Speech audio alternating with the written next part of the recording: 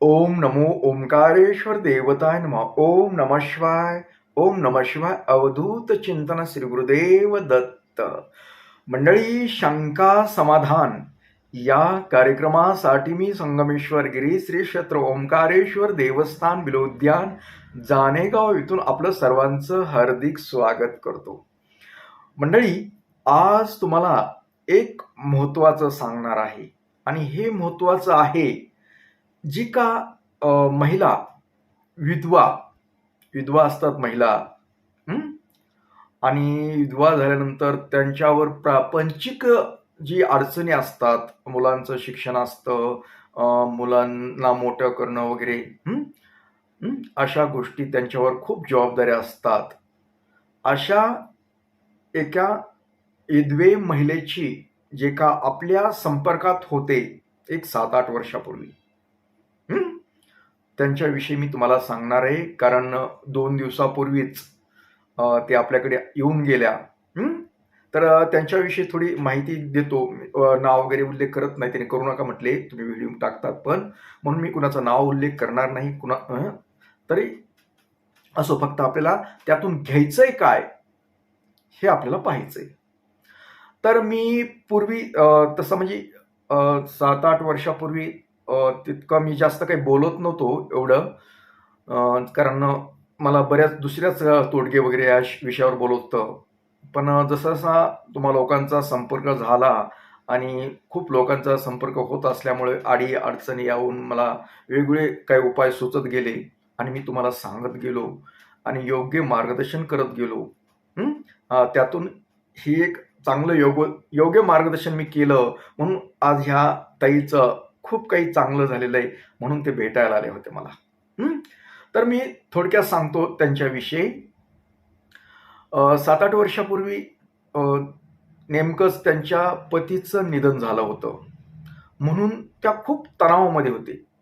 म्हणजे मुलं थोडी लहान होते आणि त्यांच्या नवऱ्याचा एक बिझनेस होता, मोठा बिझनेस काहीतरी होता. फक्त ते बिझनेस होता असं बोलले होते. आणि मग त्यांना त्या घरातच असल्यामुळं त्यांना काही त्या बिझनेसविषयी, कुठल्या व्यवहाराविषयी काही माहीत नव्हतं. आणि विशेष म्हणजे त्यांना असं म्हणजे जवळचं कुणी नातलग असं नव्हतं. समजा दिरं वगैरे काही असं असतील काही, पण त्यांनी काही त्याचा उल्लेख बी केला नाही. पण ते बोलत होते की मला कुणी असं जवळचं नाहीये, कुणी माझं पाठीमागं बघणारं. तर त्यांनी माझ्यापुढे त्यांची व्यथा मांडली की आता माझ्या लेकरांचं कसं होईल, काय होईल. आणि मी ज्यावेळेस त्यांचं पाहिलं, मी बऱ्याच वेळेस काय करतो असतो, समोरची व्यक्ती आल्यानंतर त्याचं सगळं बॅकग्राऊंड पाहतो. बोलण्यातून काही जाणवतं, आपण काही विचार करतो. त्यावेळेस मला त्या ताईचं जे समजा वागणं, त्यांचं काय एक मानसिकता, ते सगळं मी व्यवस्थित पाहिलं. मला जाणवलं की ती खरंच पतीवर खूप प्रेम करत होत्या. आणि ज्या महिला पतीवर प्रेम करतात, पतिव्रत आहेत म्हणूया आपण, त्या महिला जरी त्यांचा पती वारला, मृत्यू पावला, तरी त्यांना कसलीच अडचण येऊ शकत नाही. आर्थिक बाजू कुठलंच काही होऊ शकत नाही. कारण ज्यावेळेस ती महिलेचा पती वारतो, शरीर नष्ट होत असलं तरी त्याचा आत्मा त्या स्त्री भोवताली सतत राहतो. तुम्ही म्हणाल हे कसं शक्य आहे? पण जे मला जे अनुभव आलेत, लोकांना सांगतो, त्याच्यातून मी सांगतो.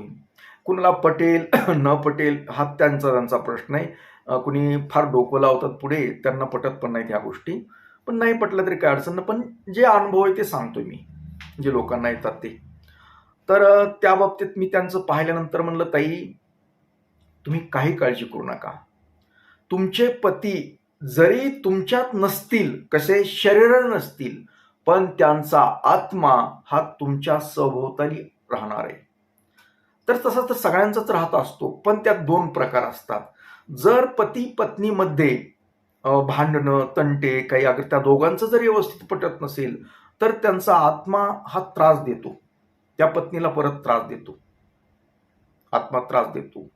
पण ज्यांचा समजा पतीविषयी प्रेम त्यांचं जरी व्यवस्थित असेल, एकमेकांविषयी प्रेम चांगलं असेल आणि ती पत्नी एकनिष्ठ, म्हणजे ती जी स्त्री आहे ती एकनिष्ठ, पतीशिवाय दुसऱ्या पुरुषाचा कधीही आयुष्यात तिनं विचार केला नाही, अशा स्त्रीला कधीच अडचण येत नाही. कारण तिचा पती मृत्यू जरी शरीराने नष्ट झाला तरी तो जो आत्मा आहे तो तिच्या भोवताली सतत राहत असल्यामुळे तिला प्रत्येक संकटातून तिला बाहेर काढतो. हा अनुभव आहे. हाच अनुभव या ताईने मला सांगितला नंतर. पण अगोदर मी ही गोष्ट सांगितली होती त्यांना, ताई तुम्ही काळजी करू नका, ताई काळजी करायसारखं काही नाही, तुम्ही टेन्शन घेऊ नका, तुमचं म्हणजे जे मुलांचं काय अडचण काही होणार नाही, सर्व व्यवस्थित चालेल, माझ्यावर विश्वास ठेवा म्हटलं. तर मी तुम्हाला काही गोष्टी सांगतो, जे देवधर्मातल्या सांगतो, त्या आधारे तुम्ही या गोष्टी करत राहा. आता ते त्यांना काय सांगितलं मी, तुम्ही शिवपूजा करायची. शिवपूजा का करायची सांगितली, तसं तर मी सर्वांना सांगतो, पण त्यांना का विशेष सांगितली, त्यांना मी वाळूचं शिवलिंग बनवायला, जी का मनोकामना पूजा करायला मी सांगत असतो तुम्हाला लोकांना सर्वांनाच, तशीच त्यांना पण शिवपूजा सांगितली. नियमितपणे दररोज शिवपूजा करायची. ते वाळूचं सोमवारी करायचा आणि दररोज जे आहे घरामध्ये धातूचं शिवलिंग दिलं त्यांना, मी माझ्याकडून दिलं.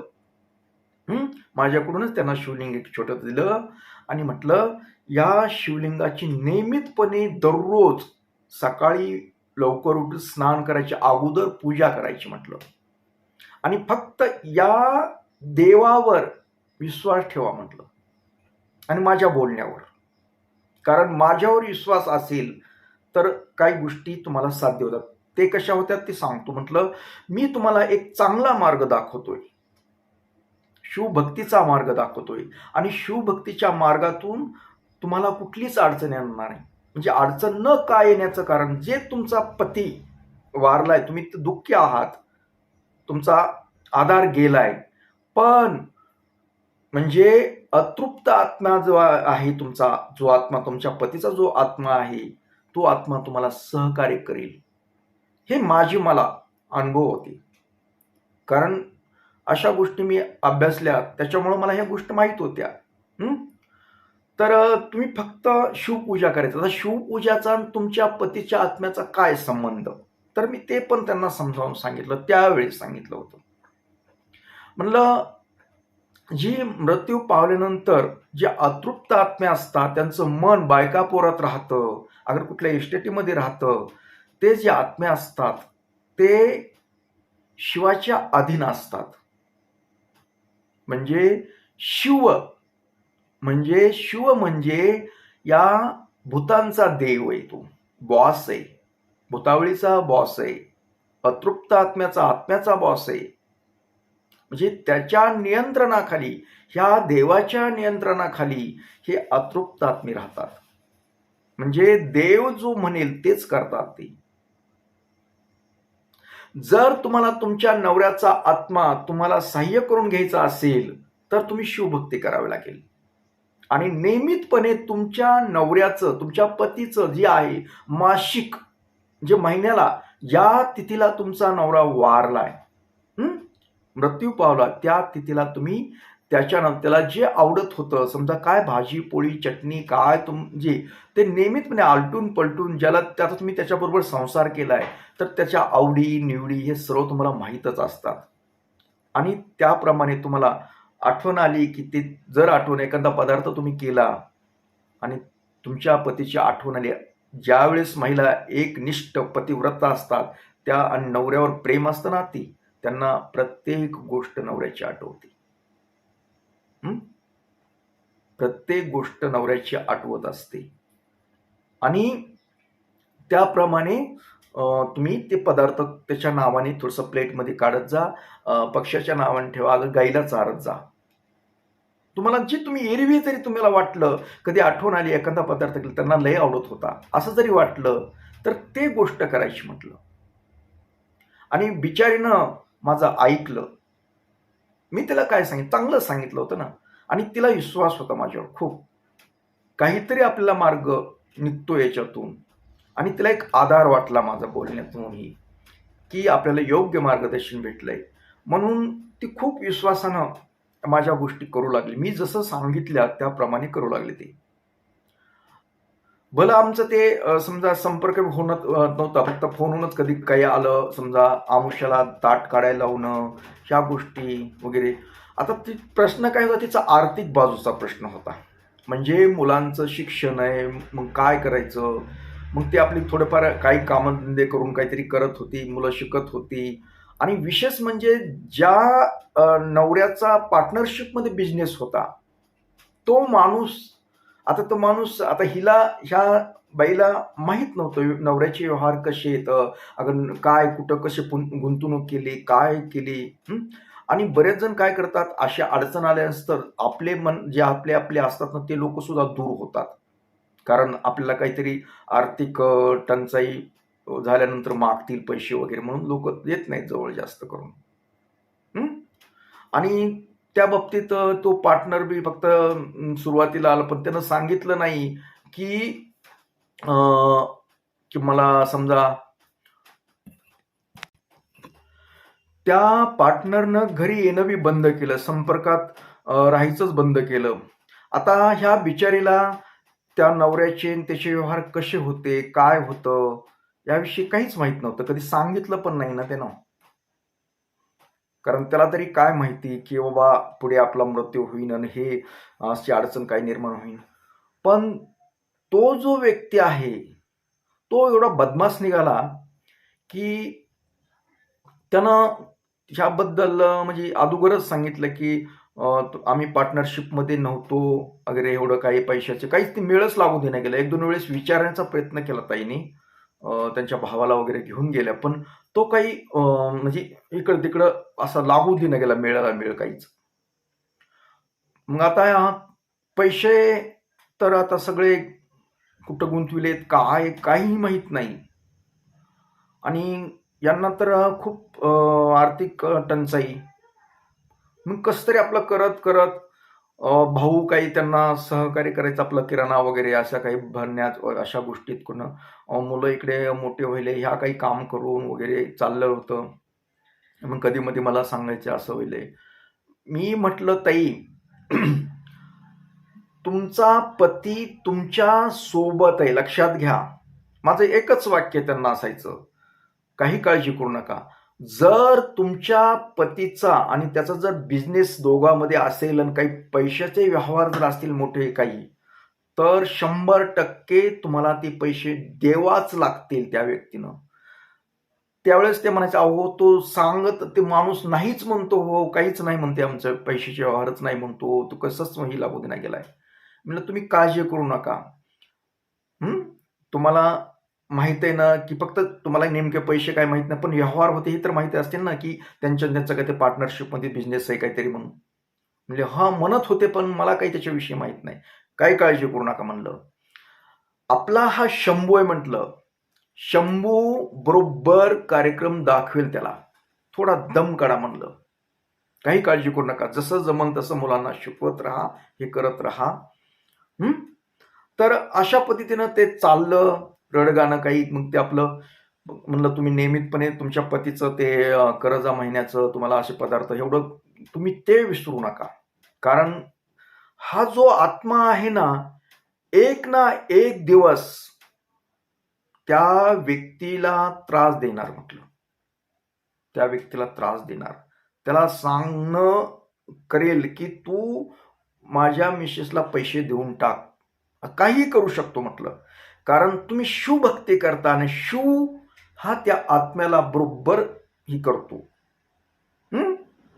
देव नाही येणार, पण म्हणलं त्या आत्म्याद्वारे त्या व्यक्तीला त्याच्या मनामध्ये ती घालणार आणि तुम्हाला पैसे देण्यासाठी प्रवृत्त करणार.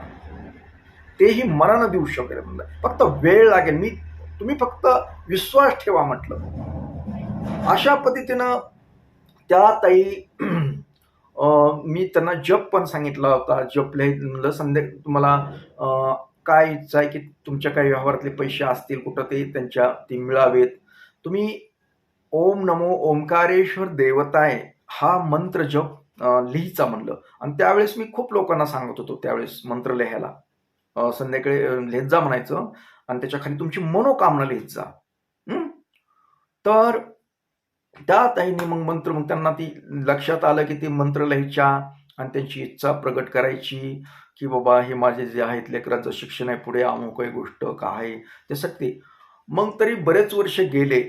तो माणसाला कधी तो म्हणजे उडवाउडी त्यांच्याकडेच माझे पैसे येतं, पण आता तुमच्यावर अडचण आहे म्हणून तुम्हाला मागू शकाना गेलो. म्हणजे उलटे काय करायला तो व्यक्ती ह्या ताईच्या नवऱ्याकडेच पैसे आहे असं दाखवायला लागला.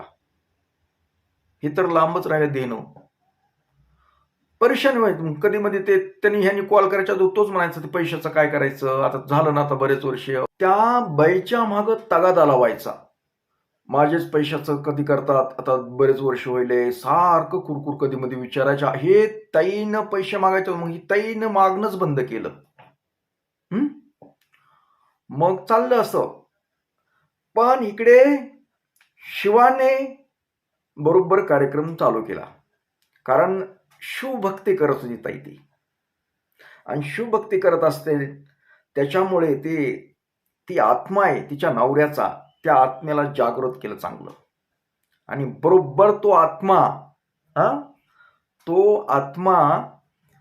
त्या माणसाला असा त्रास द्यायला चालू केलं, त्याला भास व्हायला लागले. आता ही भास झालेले काय झालेले कसं म्हणतात, तुम्हाला कसं कळलं ते बाईनीच नंतर सांगितलं ना. आता ते काय झालं ते पुढे ऐकावंच लागेल तुम्हाला. तर तिला भास व्हायला लागली. भास व्हायले कधीतरी तू कोणी आल्यावर वाटायचं, झोपेतच तो दिसायचा, त्या बाईचा नवरा दिसायचा, भेटी घालायचा, तुझे लेकर सुद्धा वनवासाला लावील, असं काही काही म्हणजे स्वप्नात येऊन अगर त्याला भास तसे म्हणजे भीतीदायक चालू झालं त्याच्या. आणि म्हणला माझ्या लेकराचं वनवास करायला अगर मला तर तुला असं करील काय, त्याची त्याला ती म्हणजे कशा पद्धतीनं काय त्याला ते भीतीत करायला निर्माण त्याच्या पोटी.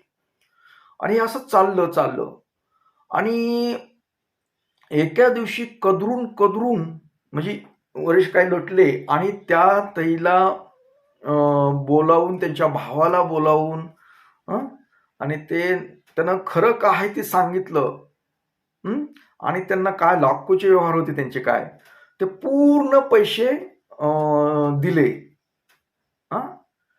कारण ताईला खूप अडचण होती. आणि विशेष म्हणजे देऊन म्हटला, हे जे समजा आमचा बिझनेस पार्टनरशिप मधला होता तो आता तुमच्या ह्या मुलाला पण मध्ये मुलाच्या ह्याच्या नावानं काही देतो म्हणला. आणि हे पैसे म्हणले एवढे एवढे होते आमच्या व्यवहारात अर्धे, हे पैसे जर तुम्हाला पुढे मुलाला बिझनेस मध्ये करायचं असेल तर करा, नाही तर नका करू, पण हे पैसे तेवढे एवढे असे म्हणून त्या माणसानं त्या ताईला देऊन त्यांच्या भावाच्या समोर सर्व साक्ष दिले. मग त्यावेळेस त्यानं स्वतःहून सांगितलं, अहो मला अन्न गोड लागाना गेलं हो, खरंच माझी म्हणजे त्यानं कबूल केलं की माझी इच्छा नव्हती तुम्हाला द्यायची, माझं मन फिरलं होतं, आता गेलाय आता काय आपण काय सांगायचं. पण कालांतराने ह्या 2 वर्षांमध्ये खूप मला त्रास झाला, मानसिक त्रास व्हायला लागला. घरामध्ये वातावरण खराब झालं, घरामध्ये भांडणं होईले, आमच्या घरामध्ये मुलांबरोबर मी माझी होईल, पुन्हा म्हणजे एकंदरीत आनंदच नाही म्हणले, आर्थिक नुकसान होईल म्हणली माझी, खूप आर्थिक नुकसान व्हायला लागली. कुठं म्हणजे असं कुठं यश येऊ नाही गेलं, काही येऊ नाही गेलं, कदरून. आणि मग मी असं पाहायला चालू केलं की बाबा हे असं का, तर ते म्हणले तुम्हाला अतृप्त आत्म्याचा त्रास आहे म्हटले. मग मला अतृप्त आत्म्याचा त्रास, आत्मा म्हणजे मला लक्षात आलं की हाच असेल म्हणून. आणि मग मला कळलं म्हणून मी काही तुमचे देऊन टाकतो, माझ्याकडून झाली चूक झाली, क्षमा असावी असं म्हणून त्या व्यक्तीनं ते ताईचे पैसे देऊन टाकले. आणि हे किस्सा सगळं ताईने सांगितलं मला की असं असं झालं म्हणून त्या व्यक्तीनं आम्हाला समजा देऊन टाकले म्हणले पैसे. आता त्या पैशामध्ये समजा ते आता मुलांचं शिक्षण असेल, अगर काय पुढे करायचं करतील ताई. तर याच्यामध्ये तुम्हाला काय सांगायचं, बऱ्याच लोकांना ह्या गोष्टी पटत नाहीत, म्हणजे खरं वाटत पण नाही. पण ज्यांना अनुभव आहे ना अशा गोष्टींचा, आणि ज्या का पतिव्रता आहेत, एकनिष्ठ आहे स्त्रिया, जी गैराती वागत नाहीत पती गेल्यानंतर, तर त्या स्त्रियांना त्यांचा पती जरी मृत्यू पावला, मी गॅरंटी देतो आणि त्याने जर नियमितपणे शिवपूजा वगैरे अशा देव धर्मामध्ये जर मन रमवलं, तर त्यांना कधीही देवासह तो पती सुद्धा कुठल्याही अडी अडचणीमध्ये सहकार्य होतो. आता बऱ्याच जण मला अशा गोष्टी सांगतात, ह्या म्हणजे अशा अनुभव बऱ्याच. आता काय सगळ्या स्त्रिया तशा खराब नसतात, काही असतात धापाच. जे चांगल्या स्त्रियाशी संपर्क समजा त्यांनी मग समजा माझ्याशी संपर्कात आहेत, मी त्यांना सांगितलं, त्यांना यश पण आलं. मी एवढेच ताई पुरता नाही मर्यादित, माझ्याकडे अनेक अशा बऱ्याच नोकरीच्या संदर्भात, कुठल्या काही अडचणीच्या कामाच्या ह्याच्या संदर्भात आम्हाला कसं, मी फक्त एकच सांगत असतो, निष्ठेनं शिवभक्ती करा. आणि तुमचा जो पती आहे जरी गेला असेल तरी तो तुम्हाला वेळोवेळी मार्गदर्शन करेल, सहकार्य करेल, अदृश्य रूपानं कुणाच्या ना कुणाच्या रूपानं तुम्हाला जी समस्या आहे ते दूर करतो, ही गॅरंटी देतो असतो मी. तर मी एवढंच तुम्हाला सगळ्यांना सांगतो की पती गेला म्हणून टेन्शन घेऊ नका. कसं तुम्ही जर एकनिष्ठ असताल, पतिव्रत असताल, गैरती वागत नसाल, तर तुम्हाला काही अडचण नाही. थोडासा त्रास होईल, पण शंभो आणि तुमच्या पतीचा अतृप्त आत्मा हा दोघं जण तुमच्या सदैव पाठीशी असतात, लक्षात घ्या. त्यासाठी तुम्हाला शिवपूजा ह्या गोष्टी तुम्हाला कराव्या लागतात. अजून एक दुसरा किस्सा म्हणजे सांगतो की वाईट झालेला किस्सा, म्हणजे वाईट म्हणजे ज्या बाईचा विश्वास नव्हता, अशाच पद्धतीची एक बाई होती. म्हणजे तिच्या पतीचं निधन झालं, पण हिच्यात आणि तिच्यातलाही फरक होता. कारण आम्हाला मित्र म्हटलं ना, माणसं कळतात. आमच्या समोर आले ना, हे कसं आम्ही बोलून दाखवत नाही, त्यांना बोलत नाही सहसा, पण आम्हाला ते लक्षात येतं ही कुठल्या मार्गातलंय, काय आहे हे. तर त्या बाईचा पती वारला. मग समजा ती कशामुळं दुसऱ्या समजा काही अडचणी ह्या गोष्टीसाठी आली, पण मी तिला पण हीच गोष्ट सांगितली होती. फरक बघा आता. त्या अलीकडेची गोष्ट आहे हे, आणि ती जरा जुनी झाली. मग पूर्वीची होती ती राहून गेली, पण ती अलीकडली. तर त्या ताईला सुद्धा सांगितलं की बाबा, म्हणजे की बाबा तुमचा पती वारला, ठीक आहे, तुम्हाला समस्या निर्माण होतात, मुलांवर संकट येऊ शकतात. कारण काय असतं, कुठल्याही मुलांचे म्हणजे समजा वडील वारले तर त्यांना पितृदोष लागतो. लहानपणी जर वारले ना वडील तर त्यांना पितृदोष लागतो. म्हणून तुमच्या मुलांना पितृदोष लागू शकतो. तर त्यासाठी तुम्ही सुद्धा तिथीप्रमाणे त्यांना नैवेद्य ठेवत जा, अमावस्येला नैवेद्य ठेवत जा, घरात नारळ फुटत जा आणि नियमितपणे शिवपूजा वगैरे करत जा. आता मला सुद्धा ह्या गोष्टी करा, ही बाई काही ठराविक दिवसच करणार आहे हे आम्हाला कळतं. कारण त्यांचं हालचाल, त्यांचे बघणं, त्यांच्या माइंडमध्ये काय असतं हे लक्षात येतं आमच्या. हे करणार नाही जास्त दिवस, पण आपल्याकडे आलेत ना, आपण त्यांना चांगलं सांगायचं. अगर आपल्याला विचारतात ना तर सांगायचं. कारण त्या पूर्वीच्या ताईसारखी ही सभ्यपणातली नव्हती. सभ्यपणा आणत होती, म्हणजे सभ्यपणा असल्याचं दाखवत होती, पण ती सभ्य नव्हती. नवरा मरतो का नाही तर लगे एका व्यक्तीच्या गळ्यात पडलेली बाई होती. तिनं काही सांगितलं नाही, पण ते लक्षात येत होते तिच्या हालचाली होऊन. अगर तिचं त्या पतीविषयी किती तिला प्रेम आहे हे लक्षात येतं ना बोलण्यातून. मग ह्या गोष्टी ज्यावेळेस नवीन वारले त्यावेळेस झालं होतं, सांगितलं होतं. पण ज्यावेळेस ती तिच्यात आपण प्रियकरच म्हणूया ना, म्हणजे दुसऱ्या माणसाबरोबर समजा तिचे संपर्क यायला लागले, मग ते आता समजा घरी येणं जाणं वगैरे असल्यानंतर ही काय करायली, कशाची पूजा मांडायली असं दिसल्यानंतर तो माणूस त्या गोष्टीला विरोध करत होता. म्हणजे हे काय खरं असतंय, ते म्हणले ना की नाही आपलं ह्यांचं मी आज ह्यांना लय आवडत होतं म्हणून मी आज हा पदार्थ केलाय. म्हणजे कायचा तो मेला गेला. म्हणजे प्रत्येक गोष्टीला तिला विरोध करायचा त्या गोष्टीला. कारण आता त्याचं मोडता बी येत नव्हतं, कारण तिचा तो प्रियकर होता, नवऱ्यापेक्षा प्रिय, म्हणूनच त्याला प्रियकर म्हणायचं. म्हणजे त्या बाईला हा नवऱ्यापेक्षा जवळचा वाटत होता. म्हणजे नवऱ्यावर त्याचा समजा गेला तरी विश्वास नाही, त्याच्या आत्म्यावर विश्वास नाही, पण ह्याच्यावर विश्वास. म्हणजे ही जी करायली होती हळूहळू, तर त्याच्यामध्ये तो आडकाठी घालायला, आणि ते बी त्याचं ऐकायला. कारण त्याचं ऐकायला तर तो चिडायचा, म्हणजे काय असलं मांडते काय करते, हे काय खरं असतं, देव नाही इथपर्यंत बी चालले होते. आणि ह्या गोष्टी पण मला सांगितल्या जायच्या कधी मध्ये, केली का पूजा. आता मी बऱ्याच वेळेस पूर्वी कसं होतं की तुम्ही आज सोमवारची पूजा केली, मला फोटो टाका, व्हॉट्सअपला फोटो टाका, असं बोलायचं ना. नाही मग एकदा दोनदा टाळलं, म्हणलं काय फोटो टाका ना, म्हणलं काय कशी केली काय नाही. मग तिनं एका दिवशी सांगितलं मला की ते आमचे ते हे, तिनं असं स्पष्ट केलं, पण लक्षात येतं आमचे हे म्हणजे कोण, हा तुझा बाबा ना, आम्ही तीच म्हणतो ना. ते म्हणले की नाही एक असलं काही खरं नसतं असं तसं.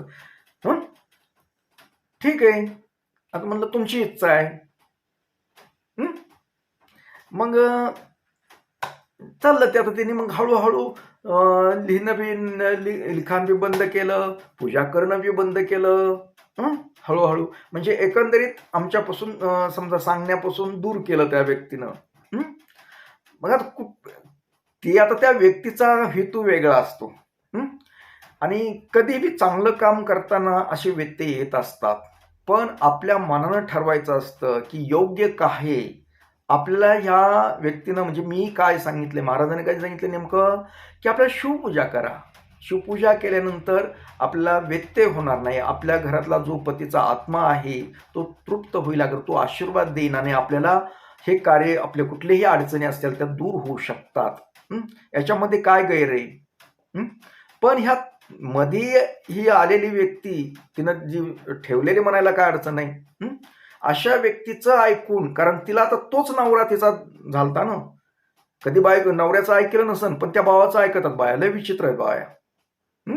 त्या नवऱ्याचं कधी बरेच नवरे असताना बी काय करतात, त्या नवऱ्याचं काय ऐकणार ना, पण ती बाहेरला त्यांचा जो असतो त्यांचं लय ऐकतात. तो म्हणेन तीच काळ असतो. त्यांच्या माइंडमध्ये तोच असतो. मग असं ऐकून तिनं ते बंद केलं हळूहळू, आणि मग काय व्हायचं ते होतच राहिलं ना. त्या बाईला नाही अपयश नाही, कुठलं काही नाही. ती बाई सतत तणावामध्ये असते. कधी मध्ये समजा संपर्क लक्षात येतं ना आपल्या. आम्ही बी काही डोकं लावत नाही, कारण आम्हाला काय असतं, एखाद्या व्यक्ती बोलायले तर तिच्या माइंडमध्ये काय चाललंय, तिचं काय आहे, हे सगळं कळतं.